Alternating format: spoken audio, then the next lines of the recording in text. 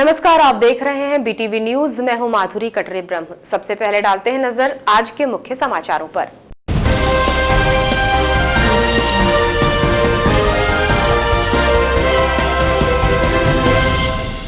केंद्रीय पर्यटन एवं संस्कृति मंत्री का हुआ आगमन। मंत्री प्रहलाद पटेल का भाजपाइयों ने किया अभिनंदन। निजी कार्यक्रम में शामिल होने पहुंचे थे केंद्रीय मंत्री पटेल। पर्यटन और संस्कृति से जुड़े मामलों में की मंत्री पटेल से चर्चा। केंद्रीय मंत्री प्रहलाद सिंह पटेल को सौंपा ज्ञापन। पर्यावरण प्रेमी अभय कोचर ने सौंपा मांगों का ज्ञापन। 3 मुख्य बिंदुओं को लेकर केंद्रीय मंत्री से की गई चर्चा। रेंजर्स कॉलेज को पुनः प्रारंभ कराए जाने की गई मांग। जिले में बाघों का रिसर्च सेंटर खोले जाने की भी की गई मांग।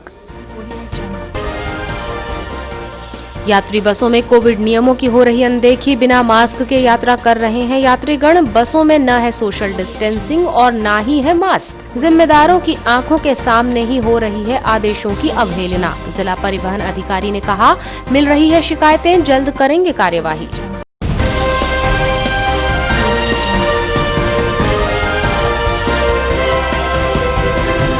अब समाचार विस्तार से। केंद्रीय पर्यटन एवं संस्कृति मंत्री प्रहलाद सिंह पटेल 3 दिसंबर को अल्प प्रवास पर बालाघाट पहुंचे, जहां उन्होंने स्थानीय भाजपा नेताओं से मुलाकात की। इस दौरान उनका भाजपा पदाधिकारियों के द्वारा आत्मीय अभिनंदन किया गया। इस दौरान बीटीवी न्यूज से चर्चा करते हुए पर्यटन और संस्कृति से जुड़े विभिन्न मुद्दों पर मंत्री ने अपने विचार रखे। उन्होंने बताया कि घरेलू पर्यटन को बढ़ावा देने के लिए स्वदेश दर्शन योजना के तहत लक्ष्य निर्धारित है। इसके अलावा प्रसाद योजना के तहत तीर्थ दर्शन के लिए भी सरकार सभी धार्मिक स्थलों में सुविधाएं बढ़ा रही है। कई परियोजनाओं को मंजूरी दी गई है और ढांचागत विकास भी हो रहा है। उन्होंने कहा कि वर्तमान में जो कोरोना की स्थिति है उसमें स्वदेशी पर्यटन ही महत्वपूर्ण है। हमारी होटल और टूर एंड ट्रेवल्स के लोगों को काफी नुकसान पहुंचा है, लेकिन अब धीरे धीरे गति बढ़ रही है। निश्चित तौर पर कोरोना संकट दूर होने के बाद विदेशी पर्यटकों का भारत आगमन शुरू होने लगेगा। वो तो दोनों योजनाएं ठीक काम कर रही। प्रसाद में धार्मिक तौर पर जिन पर कभी पैसा नहीं लगता था, वो धार्मिक स्थानों में वास्तव में बहुत सुंदर तरीके से विश्व स्तरीय सुविधाएं आ पाई हैं। अन्यथा जो भी हमारा पिछला अतीत रहा है उसमें हम उन किलों को स्थान देते रहे, मंदिरों की हमने उपेक्षा की थी। तो मंदिर हो, मस्जिद हो या चर्च हो, उनको एक बार जीर्णोद्धार का और अच्छी सुविधाएं प्राप्त करने का मौका मिला है। दूसरा, मुझे लगता है कि जो भी हमारे आर्कोलॉजिकल सर्वे ऑफ इंडिया के मॉन्यूमेंट्स हैं, चाहे स्टेट आर्कोलॉजी के हों या सेंट्रल आर्कोलॉजी के हों, अभी तक ये लैप्स है कि दोनों की लिस्ट एक नहीं है। वो अभियान इस महीने शुरू हो रहा है। हम उसको आज़ादी के 75वें वर्ष में देश के भीतर जितने भी मॉन्यूमेंट हैं वो सेंट्रल लिस्ट में होंगे। कोई स्टेट अगर हमको देना नहीं चाहता तो वो लिस्ट बी में होगा, लेकिन हमारी लिस्ट में जरूर होगा। उस पर आमासरा एक्ट लागू नहीं होगा, लेकिन लिस्ट पूरी होगी ताकि देश का कोई भी व्यक्ति साइट पर जाए तो उसको पता चले कि देश में कितने मॉन्यूमेंट्स। सर, देसी पर्यटन के डेवलपमेंट के लिए कोई योजना? स्वाभाविक है कि अभी जो कोरोना की जो परिस्थिति है उसमें स्वदेशी पर्यटन ही महत्वपूर्ण है। हमारी होटल्स को, हमारे टूर एंड ट्रेवल्स को बड़ा नुकसान पहुंचा है, लेकिन देश का, भारत का व्यक्ति, वो जो भारत से बाहर जाते थे वो इन स्थानों पर जाना चाहते हैं। तो अब गति बढ़ी है। कोरोना का वैक्सीन आने के बाद हम जिस तेज़ गति के साथ में अपनी ऊंचाइयां छुएंगे वो ऐतिहासिक होंगे। और रहा सवाल विदेशी पर्यटक का, जब भी कोरोना का संकट समाप्त होगा लोग भारत की तरफ आएंगे। ऐसा प्रधानमंत्री के नेतृत्व में जो कर बैठे हैं कि हमने पूरी दुनिया में कोई ऐसा देश नहीं है हमारे अलावा जिसने किसी दूसरे देश को दवाइयाँ दी हों। हम ज़रूरतमंद हैं। हम 150 करोड़ के लगभग 142 करोड़ के आबादी के देश हैं, और हमारी स्वास्थ्य सुविधाएं उतनी अच्छी नहीं है, लेकिन हमारी सांस्कृतिक जो विरासत थी जिसका नेतृत्व प्रधानमंत्री ने किया है, ये जो भरोसा कायम हुआ है ये हमको भविष्य में लाभ देगा। चर्चा के दौरान उन्होंने अनुच्छेद 370 खत्म होने पर विभिन्न देशों की ओर से जारी ट्रैवल एडवाइजरी को लेकर पूछे गए सवाल के जवाब में कहा कि इसका कुछ नुकसान तो हुआ है, फिर भी आज कश्मीर में अन्य लोगों को जमीनें खरीदने का मौका मिला है। हालांकि उन्होंने इससे संबंधित कोई केंद्रीय रिपोर्ट का हवाला नहीं दिया है। ट्रैवल एडवाइजरी जारी हुई जिससे पर्यटन को काफी नुकसान हुआ है, कुछ आपको क्या? इसको टुकड़ों में नहीं देखना चाहिए। अब कश्मीर में आप जाइए, अपनी जमीन खरीदिए, ठाठ से रहिए, इसको देखिए। लेकिन ऐसा तो अभी संभव नहीं दिख रहा है। ना, अभी हम फिर जाने वाले, उसके बाद वहाँ आ जाइए। इस दौरान विधायक जालम सिंह पटेल, पूर्व भाजपा जिलाध्यक्ष रमेश रंगलानी, आनंद कोछड़, पूर्व विधायक केडी देशमुख, भाजपा जिलाध्यक्ष रमेश भटेरे, पूर्व विधायक भगत सिंह नेताम, संयोग कोचर, भाजपा महिला मोर्चा की प्रदेशाध्यक्ष लता इलकर, भारती पारधी, वैभव कश्यप सहित अन्य मौजूद रहे। अल्प प्रवास के दौरान बालाघाट पहुंचे केंद्रीय पर्यटन एवं संस्कृति मंत्री प्रहलाद सिंह पटेल को जिले के पर्यावरण प्रेमी अभय कोचर ने जिले को पर्यटन और संस्कृति के क्षेत्र में बढ़ावा देने की मांग सहित अन्य मुद्दों को लेकर ज्ञापन सौंपा, जिस पर मंत्री पटेल ने अभय कोचर को उनकी मांगों के संबंध में आश्वस्त भी कराया। बालाघाट पहुंचे केंद्रीय पर्यटन और संस्कृति मंत्री प्रहलाद सिंह पटेल को नगर के पर्यावरण प्रेमी अभय कोचर ने मुलाकात के बाद एक ज्ञापन सौंपा, जिसमें उन्होंने मंत्री से बालाघाट में बाघों की बाहुल्यता को देखते हुए रिसर्च सेंटर खोले जाने और रेंजर्स कॉलेज को पुनः शुरू किए जाने सहित राष्ट्रीय अभयारण्यों में दिव्यांग सफारी की व्यवस्था किए जाने की मांग की है। चर्चा के दौरान अभय कोचर ने बताया कि ज्ञापन के माध्यम से उन्होंने 3 मांगे रखी हैं। उन्होंने बताया कि बालाघाट जिले में स्थित रेंजर कॉलेज न केवल जिले की बल्कि पूरे प्रदेश की शान है, लेकिन आज यही रेंजर कॉलेज बंद हो चुका है, जिसे पुनः प्रारंभ किया जाने की मांग ज्ञापन के माध्यम से की गई है। इसके अलावा पूरे देश के नेशनल पार्कों में दिव्यांगजनों की सफारी के लिए भी कार्य योजना तैयार कराने की मांग की गई है।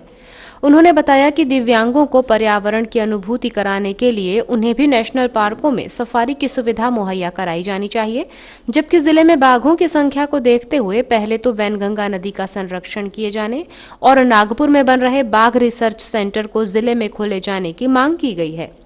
उन्होंने बताया कि बाघों के रिसर्च के लिए कान्हा पेच कॉरिडोर के तहत बालाघाट उपयुक्त स्थान है। मैंने सबसे जो उनको जिस बात के लिए बार बार आग्रह किया वो था बालाघाट में जो रेंजर कॉलेज की स्थिति है, तो रेंजर कॉलेज को फिर से पुनः प्रारंभ किया जाए और जिस तरह से रेंजर कॉलेज हमारी शान है और बल्कि पूरे मध्य प्रदेश की शान है, तो ये शान हमको फिर से लौटाई जाए, ऐसी मैंने उनसे मांग किया हूँ। उन्होंने आश्वासन दिया है कि संबंधित विभाग को मैं इस बारे में ज़रूर चर्चा करूँगा। दूसरी मेरी मांग थी कि पूरे भारत में जितने भी नेशनल पार्क हैं वहाँ पे दिव्यांगों की जो सफारी होती है, तो एक प्रस्ताव काफ़ी पहले आया था, उसके कुछ प्रयोग भी हुए 2017 में, लेकिन उसके बाद वो कहानी आगे नहीं बढ़ी। तो मैंने उनसे मांग की कि पूरे भारत में जितने राष्ट्रीय उद्यान हैं, जो बच्चे देख नहीं सकते, जो बच्चे सुन नहीं सकते, उनको भी पर्यावरण की अनुभूति करवाई जाए।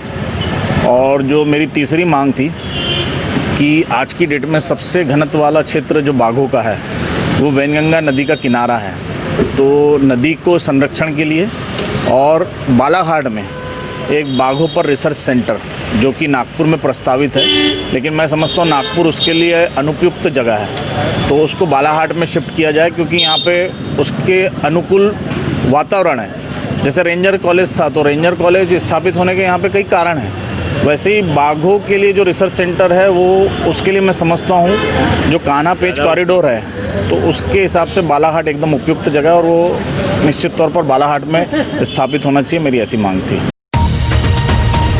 लॉकडाउन में बंद रहने के बाद अब परिवहन सेवाएं पूरी तरह से चालू हो चुकी हैं। अभी भी इनमें यात्रा करने के लिए कुछ गाइडलाइन है, लेकिन शहर में उनका पूरी तरह से उल्लंघन हो रहा है। यात्री तो दूर, खुद बस कंडक्टर और ड्राइवर तक मास्क नहीं पहन रहे हैं। बस में ठूस ठूस कर सवारियां भरी जा रही हैं, जिससे कोरोना का खतरा भी बढ़ रहा है।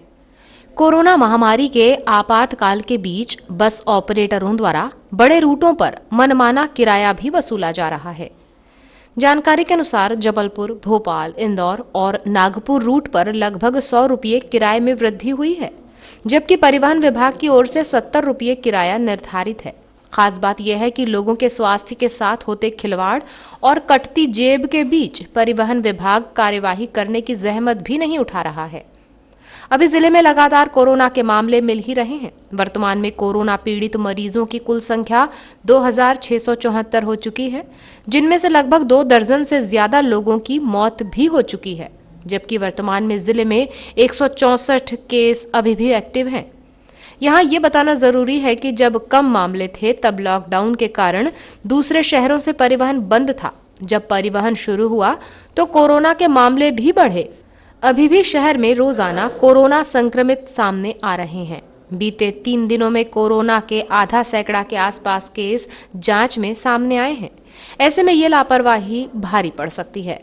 लॉकडाउन में सुनसान पड़े रहने वाले बस स्टैंड पर पहले की तरह भीड़ जुटना शुरू हो चुकी है। यहाँ पर अधिकांश लोग बिना मास्क पहने ही नजर आते हैं। बस से यात्रियों के उतरते ही ई रिक्शा और ऑटो भी वहां इकट्ठे हो जाते हैं और क्षमता से ज्यादा सवारियां भर लेते हैं जो मास्क पहने हुए नहीं होते। ड्राइवर और यात्रियों द्वारा सफर के दौरान मास्क नहीं लगाने और यात्रियों से ज्यादा किराया वसूलने के संबंध में जिला परिवहन अधिकारी अनिमेश गढ़पाल से दूरभाष पर चर्चा की गई।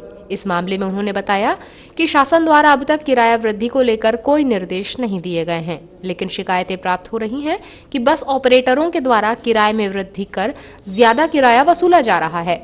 जल्द ही मामले में कार्यवाही की जाएगी। उन्होंने कहा कि हर बस संचालक को कोविड नियमों का पालन करना होगा। अगर ऐसा नहीं पाया गया तो कार्यवाही की जाएगी।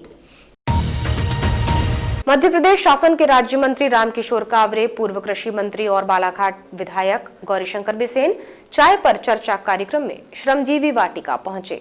बालाघाट नगर के श्रमजीवी पत्रकार, वरिष्ठ नागरिक, प्रबुद्धजन और खिलाड़ियों ने उन्हें चाय पीने आमंत्रित किया था। नगर के विकास को लेकर मंत्री कावरे ने उपस्थित सभी लोगों से चर्चा की और सभी को आश्वस्त किया कि संपूर्ण बालाघाट जिले के विकास में कोई कोताही नहीं बरती जाएगी। मध्य प्रदेश श्रमजीवी पत्रकार संघ अध्यक्ष इंद्रजीत भोज ने विभिन्न मांगों का ज्ञापन मंत्री रामकिशोर कावरे को सौंपा। बालाघाट नगर मुख्यालय स्थित खेल मैदानों की दुर्गति किसी से छिपी नहीं है। मुल्ला स्टेडियम कहने मात्र को स्टेडियम है, लेकिन यहाँ पर खिलाड़ियों के लिए कोई व्यवस्था नहीं है। धूल धूसरित उबड़ खाबड़ स्टेडियम में दिन में आवारा मवेशी विचरण करते हैं और रात में स्टेडियम शराबियों का अड्डा बन जाता है। इसी प्रकार उत्कृष्ट विद्यालय स्थित खेल मैदान में चारों ओर स्टेप्स लगाए जाने की मांग मंत्री जी से की गई। महात्मा गांधी नगर पालिका स्कूल स्थित बास्केटबॉल मैदान में सिंथेटिक मैट लगाने की मांग पत्रकार साथियों ने की। इसके साथ ही श्रमजीवी वाटिका में day care centre, optical gym बनाने की मांग मध्य प्रदेश श्रमजीवी पत्रकार संघ जिलाध्यक्ष इंद्रजीत भोज द्वारा की गई। कार्यक्रम के दौरान राज्य मंत्री कावरे ने कहा कि श्रमजीवी पत्रकार संघ के माध्यम से वाटिका में चाय पर चर्चा ऐसे विषयों को लेकर आज इस कार्यक्रम का आयोजन किया गया है और इस आयोजन में हम सब एकत्रित हुए हैं। उनके द्वारा वाटिका को 16 हर्बल पौधे जो औषधीय गुणों से युक्त हैं दिए जाएंगे, जिससे वाटिका को एक हर्बल गार्डन का रूप दिया जा सकेगा। इस श्रमजीवी पत्रकार संघ के माध्यम से इस वाटिका में चाय पर चर्चा ऐसे विषयों को लेकर आज इस कार्यक्रम के आयोजन में हम सब के नेता, हम सब के मार्गदर्शक,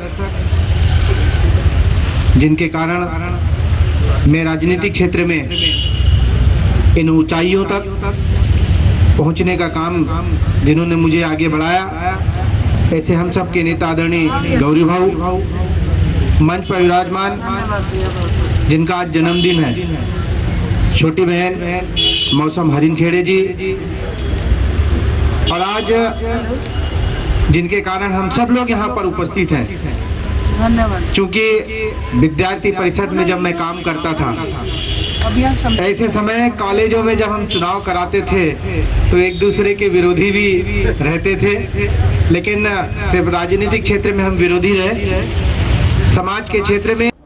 गौरीशंकर बिसेन ने कहा कि श्रमजीवी पत्रकार संघ जिसकी आज एक अलग पहचान है, उसके अध्यक्ष हम सबको और समूह को जोड़ने वाले सूत्रधार हैं और उनकी पूरी टीम को बहुत सारी शुभकामनाएं। चाय पर चर्चा देश के लिए आज एक महत्वपूर्ण विषय बन चुका है। एक भाव तो आया, जब कोई चर्चा होती है तो उसमें से कोई ना कोई भाव आता है। अभी टिंगा भैया ने कहा ना कि श्रमजीवी पत्रकारों के लिए जब सांसद निर्वाचन क्षेत्र विकास निधि होती थी तब शायद मुझे याद है 16 लाख रुपए दे करके उस समय का 16 लाख यानी आज का 50 लाख तो ऊपर 1 आध करोड़ मानो। लेकिन ना हमारे श्रमजीवी बंधुओं ने उसका उपयोग ठीक से नहीं किया। अपने अधीनस्थ लेना चाहिए। वहाँ पे कोई जो होता है पेंडल वाले के सामान पड़े रहते हैं, तो इसकी चर्चा करिए ना। बाकी सब चीजें रिपेयरिंग की तो बहुत छोटी बात है। हमारे पास में डिस्ट्रिक्ट माइनिंग फंड होता है, हमारे पास में अन्य निधि होती है। 1998 के बाद में यहाँ पे लोकसभा में कमल ही खिलता है। इंद्रजीत घोष ने कहा कि बालाघाट जिले में अधूरे निर्माण कार्य जो रुके हुए हैं उन्हें अवश्य पूरा करें।